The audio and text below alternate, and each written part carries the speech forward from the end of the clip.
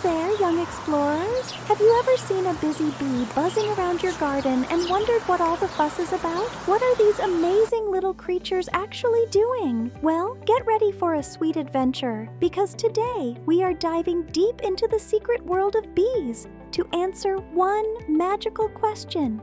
How do you make honey?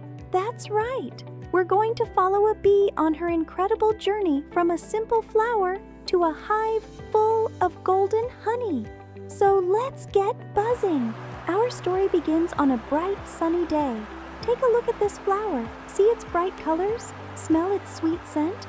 For a bee, this is like a giant flashing neon sign that says, "Delicious food here." Now, watch closely as our bee lands gently on the flower. She's not there to admire the view. She's on a very important mission. She unfurls her long, straw-like tongue, called a proboscis. Watch as she dips it deep into the heart of the flower. She's drinking a special, sugary liquid that the flower makes. This liquid is called nectar.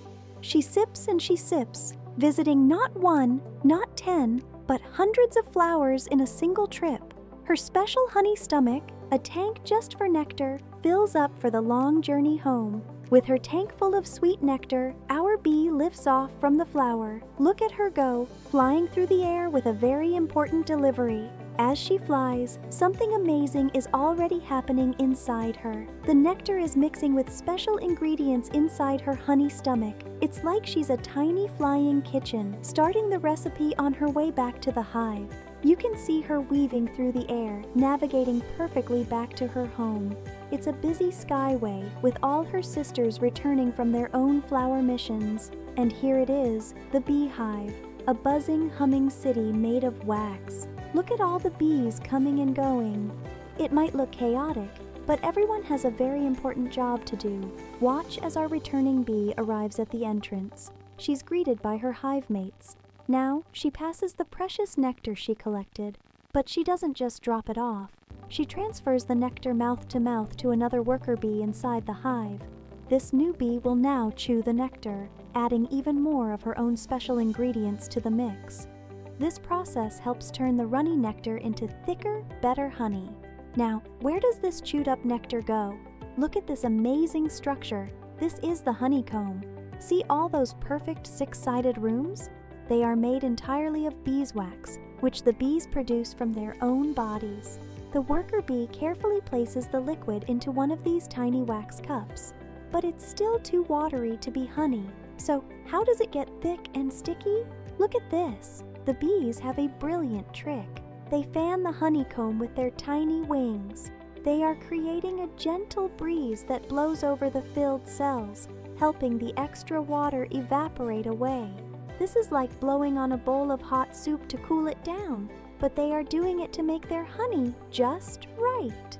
After days of fanning and evaporating, the magic is complete. The watery nectar has been transformed into thick, golden, sweet honey.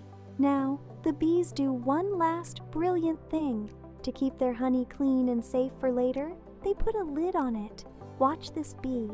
She is secreting a little bit of fresh wax from her body.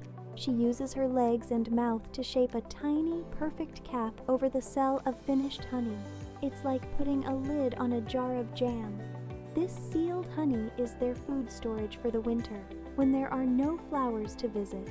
It's the result of thousands of bees working together, visiting millions of flowers. So, the next time you see a bee buzzing from flower to flower, you'll know the incredible secret. She's not just buzzing, she's farming.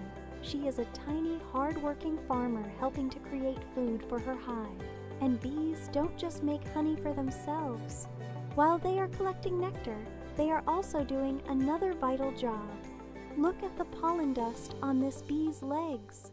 As she moves from flower to flower, she carries pollen, which helps plants grow fruits and vegetables like apples, strawberries, and